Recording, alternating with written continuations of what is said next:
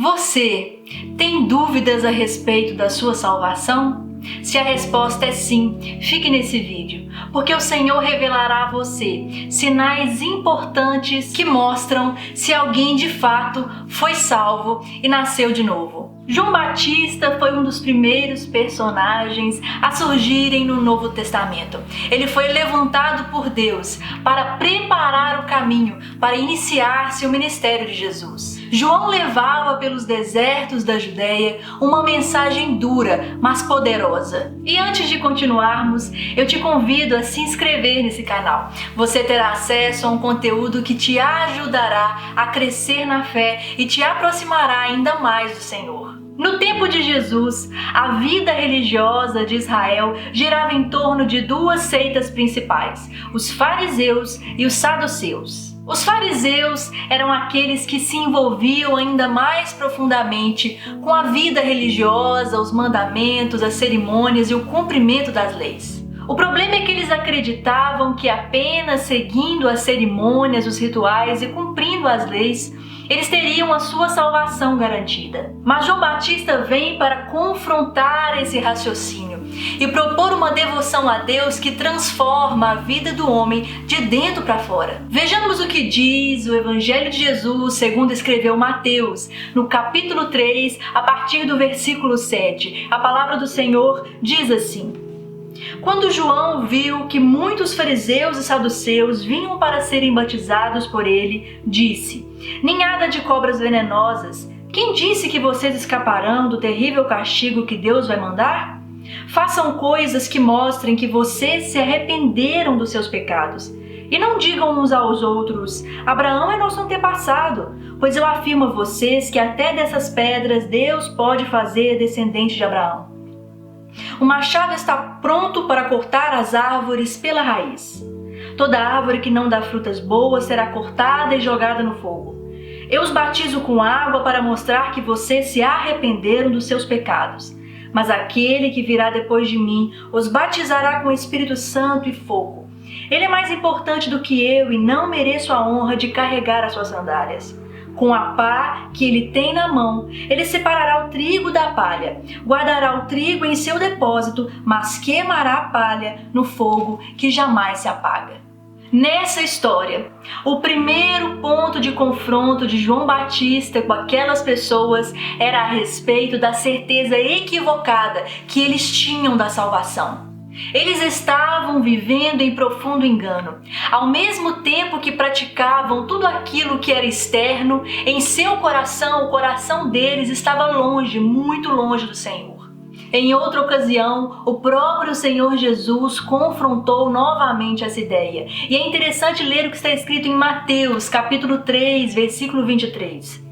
Ai de vocês, mestres da lei e fariseus, hipócritas, pois vocês dão a Deus a 10ª parte até mesmo da hortelã, da erva doce do cominho, mas não obedecem aos mandamentos mais importantes da lei, que são o de serem justos uns com os outros, o de serem bondosos e o de serem honestos. Mas são justamente essas coisas que vocês devem fazer sem deixar de lado as outras. Será que você pode olhar para a sua vida hoje, a sua vida ministerial ativa na igreja, tão frutífera quanto a sua vida no secreto com Deus? Ou você acredita que apenas servindo ao Senhor com obras no ministério na igreja é capaz de salvar a sua vida?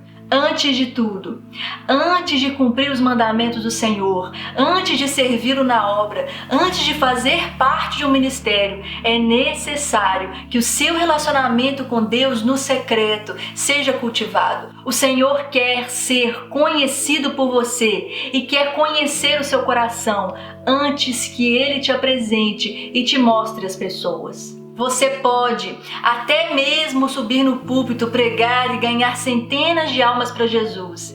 Mas se Ele não te conhecer no secreto, nada disso vai adiantar. Nada disso vai te salvar no último dia. Diante desse pecado, a ordem do Senhor comunicada àqueles homens através de João Batista era enfática, era direta. Mostrem que vocês se arrependeram. A maioria das pessoas pensa que se arrepender é se lamentar, sentir muito, chorar e ficar triste. Mas quando buscamos a raiz da expressão arrepender-se na tradução grega, ela na verdade significa mudar de ideia. É necessário que você mude de ideia diante do pecado. Mude de mentalidade, que a sua mente seja transformada. É preciso estar realmente convicto de que o pecado desonra a Deus e deixá-lo para trás. Hoje você precisa entender que há um risco muito grande em apoiar-se na obra feita na igreja, no ministério, para a sua salvação. E se você consegue olhar para a sua vida e contemplar esse grave erro, hoje o Senhor te convida a se arrepender, a clamar a Ele por transformação, por mudança de mentalidade, e a sua vida será mudada. Em seguida, João Batista aponta outro erro grave cometido por esse povo: apoiar-se nos seus antepassados. Quantas pessoas têm vivido debaixo desse engano? Talvez você more em um lar onde seus pais são cristãos, ou talvez você seja casada com um marido que é cristão, que é convertido ao Senhor. E por causa disso você acredita que irá pegar carona na salvação deles. É muito cômodo pensar assim, viver assim, mas é por causa dessa mentira, deste engano, que o inimigo tem ceifado a muitos e tem levado muitos para o inferno. Até quando você vai viver baseada nessa mentira? Quando você estiver diante do Senhor, no último dia, você não estará com ninguém ao seu lado. Será apenas você e o Senhor, e você precisará dar conta e responder a Ele sobre aquilo que você fez a respeito do Evangelho que você recebeu, da mensagem da cruz que você recebeu. A salvação, de fato, é individual. Diante deste confronto, João Batista fala a respeito do juízo de Deus usando dois exemplos. Em primeiro lugar, ele diz que o machado está pronto para cortar a árvore pela raiz, a árvore que não dá fruto. Quando buscamos entender o significado disso diretamente no grego, na tradução original da Bíblia, o significado ainda é mais impactante. O machado, na verdade, repousa. Ele fica junto à raiz da árvore. A árvore representa cada um de nós. Ou seja, o que João Batista queria comunicar era que o juízo de Deus está junto a nós, repousando ao nosso lado, está perto de nós. Afinal, nunca saberemos o dia nem a hora que o Senhor irá nos chamar para estar diante dele. Você já parou para pensar sobre isso?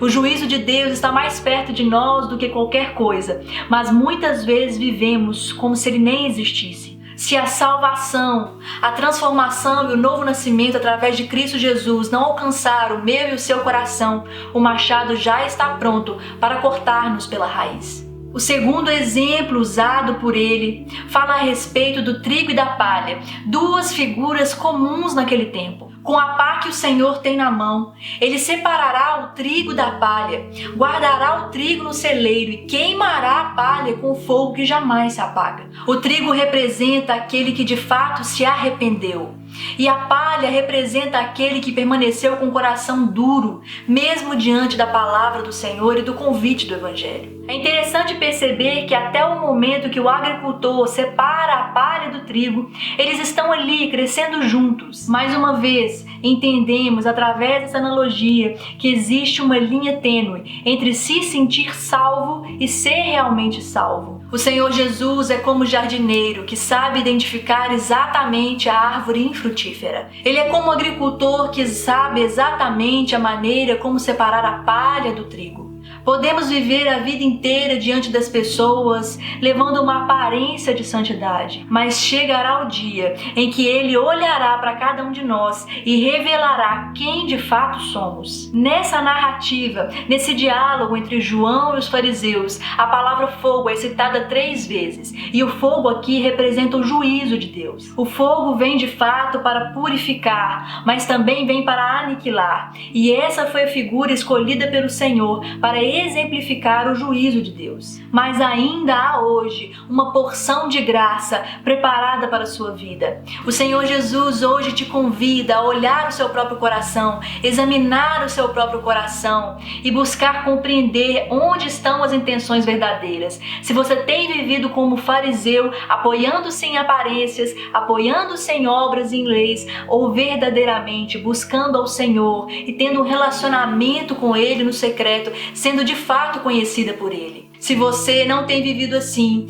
hoje chegou o dia de ser salva. Hoje chegou o dia de você se arrepender, buscar ao Senhor e receber de fato a verdadeira salvação e o novo nascimento. O desejo do coração de Deus é que você viva uma vida de santidade, verdade e inteireza de coração diante dele. Que essa palavra encontre um solo fértil em seu coração. Que você fale com o Senhor e se arrependa se for o caso. E eu creio, e você também pode crer nisso, que Ele criará um novo tempo em sua vida. Ele transformará de fato o seu coração, será o centro da sua vida, da sua caminhada, e você viverá uma jornada gloriosa. Que Deus te abençoe e até o próximo vídeo. Tchau!